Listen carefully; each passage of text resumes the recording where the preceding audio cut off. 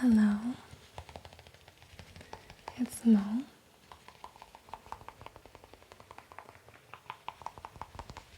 I had a request to read How the Grinch Stole Christmas with some gum, so that's what we're gonna do today.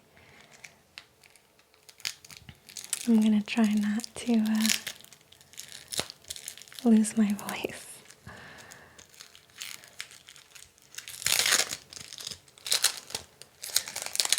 So I chose Orbit just because sweet mint gum sounded really good. And it smells divine. So we're gonna do that.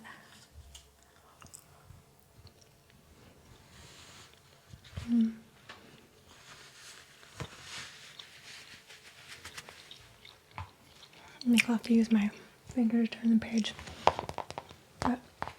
So, Dr. Seuss, How the Grinch Stole Christmas. Here we go.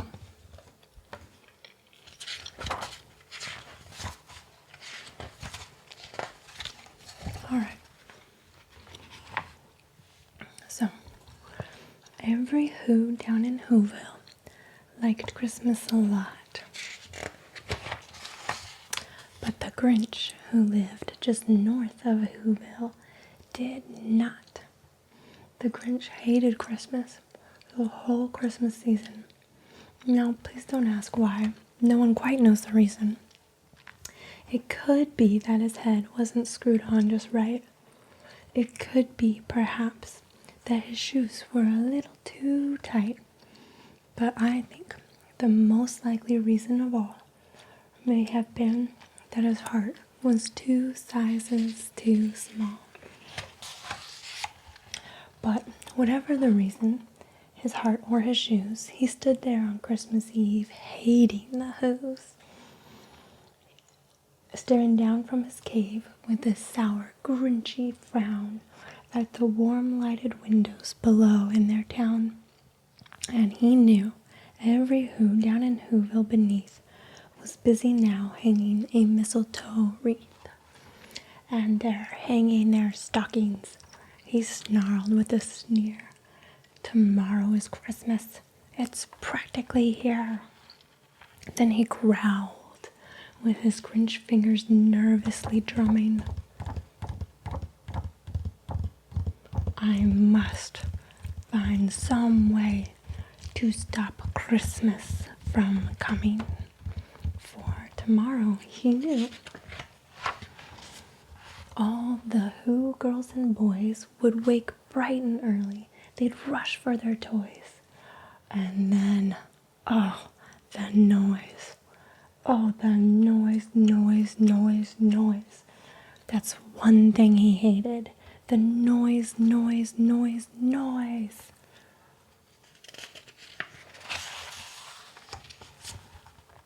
Then the Who's, young and old, would sit down to a feast. And they'd feast. And they'd feast. And they'd feast. They would feast on Who pudding and rare Who roast beast, which was something the Grinch couldn't stand in the least.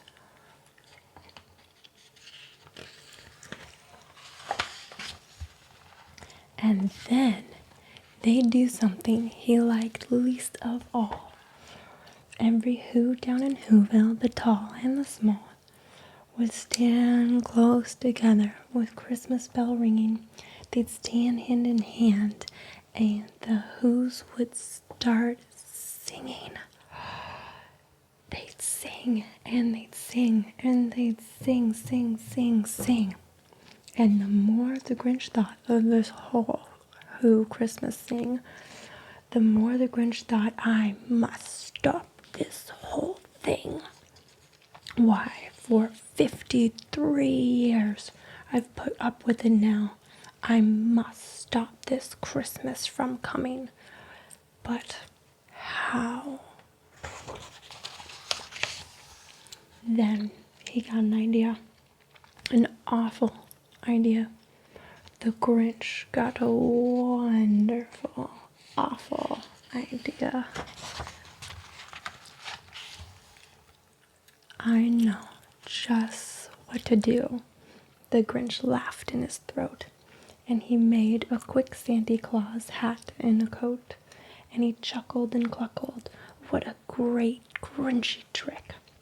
With this coat and this hat, I look just like Saint Nick. All I need is a reindeer. And the Grinch looked around, but since reindeer are scarce, there were none to be found. Did that stop the old Grinch? No. The Grinch simply said, if I can't find a reindeer, I'll make one instead. So he called his dog Max. Then he took some red thread and he tied a big horn on the top of his head. Poor Max. I always feel bad for Max. He wasn't doing anything. Then he loaded some bags and some old empty sacks on a ramshackle sleigh, and he hitched up old Max. Poor old Max. Then the Grinch said, "Giddy up," and the sleigh started down toward the homes where the Whos lay a snooze in their town.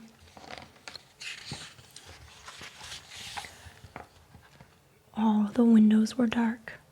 Quiet snow filled the air. All the Whos were all dreaming sweet dreams without care. When he came to the first little house on the square, this is stop number 1, the old Grinchy Claus hissed, and he climbed to the roof, empty bag in his fist. I also want to point out that this whole book is red, black, and white. That makes me happy. Okay. Then he slid down the chimney, a rather tight pinch. But if Santa could do it, then so could the Grinch. He got stuck only once for a moment or two. Then he stuck his head out of the fireplace flue, where the little Who stockings all hung in a row. "These stockings," he grinned, "are the first things to go." Then he slithered and slunk with a smile most unpleasant around the whole room, and he took every present. Pop guns and bicycles, roller skates, drums, checkerboards, tricycle, popcorn, and plums, and he stuffed them in bags. Then the Grinch, very nimbly, stuffed all the bags one by one up the chimbley. This guy's mean. Then he slunk to the icebox.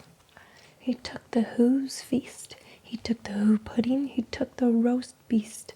He cleaned out that icebox as quick as a flash.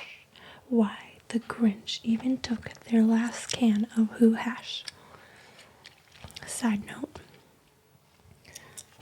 that's my favorite part in the Jim Carrey movie, when he slunks to the icebox and he just says schlunk. I don't know why. I thought that was hilarious. Moving on. Then he stuffed all the food up the chimney with glee. "And now," grinned the Grinch, "I will stuff up the tree."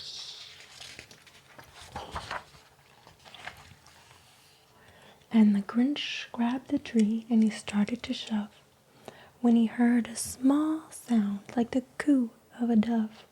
He turned around fast and he saw a small Who, little Cindy Lou Who was not more than 2. The Grinch had been caught by this tiny Who daughter, who got out of bed for a cup of cold water. She stared at the Grinch.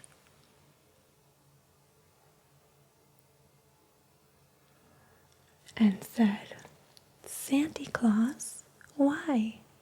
Why are you taking our Christmas tree? Why?" But, that old Grinch was so smart and so slick. He thought up a lie, and he thought it up quick. "Why, my sweet little tot, the fake Santa Claus lied. There's a light on this tree that won't light on one side. So I'm taking it home to my workshop, my dear. I'll fix it up there, and then I'll bring it back here." And his fib fooled the child. Then he patted her head, and he got her a drink, and he sent her to bed. And when Cindy Lou Who went to bed with her cup, he went to their chimney and stuffed that tree up. Then the last thing he took was the log for their fire. Then he went up the chimney himself, that old liar. On their walls he left nothing but hooks and some wire. And the one speck of food that he left in the house was a crumb that was even too small for a mouse. Then he did the same thing to the other Who's houses, leaving crumbs much too small for the other Who mouses. Dude, poor Max. Rude. It was dawn, all the Who's still abed, all the Who's still a snooze when he packed up his sled. Packed it up with their presents, the ribbons, the wrappings, the tags, the tinsel, the trimmings, the trappings. 3,000 feet up the side of Mount Crumpet, he rode with his load to the tip-top to dump it. Pooh-pooh to the Who's, he was grinchiously humming. They're finding out now that no Christmas is coming. They're just waking up. I know just what they'll do.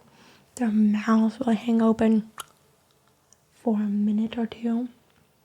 Then the Who's down in Whoville will all cry, "Boo-hoo." "That's a noise," screamed the Grinch, "that I simply must hear." So he paused, and the Grinch put his hand to his ear, and he did hear a sound rising over the snow. It started in low, then it started to grow. But this sound wasn't sad. Why, this sound sounded merry. It couldn't be so, but it was merry. Very. He stared down at Whoville. The Grinch popped his eyes. Then he shook. What he saw was a shocking surprise. Also, he must have really good vision to see that with his eyes. Every Who down in Whoville, the tall and the small, was singing without any presents at all. He hadn't stopped Christmas from coming. It came. Somehow or other, it came just the same. And the Grinch, with his Grinch feet ice cold in the snow, stood puzzling and puzzling. How could it be so? It came without ribbons. It came without tags. It came without packages, boxes, or bags. And he puzzled 3 hours till his puzzler was sore. Then the Grinch thought of something he hadn't before. Maybe Christmas, he said, doesn't come from a store. Maybe Christmas, perhaps, means a little bit more. And what happened then? Well, in Whoville they say that the Grinch's small heart grew 3 sizes that day. And the minute his heart didn't feel quite so tight, he whizzed with his load through the bright morning light, and he brought back the toys and the food for the feast. And he himself, the Grinch, carved the roast beast. The end.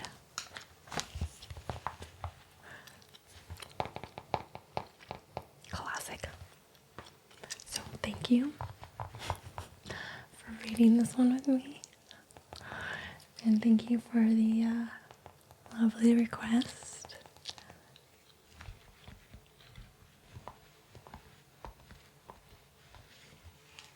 I hope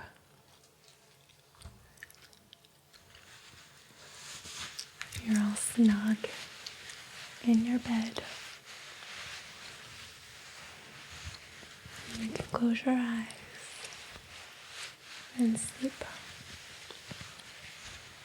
No Grinch is allowed. Thank you, everyone. Happy holidays. You are loved.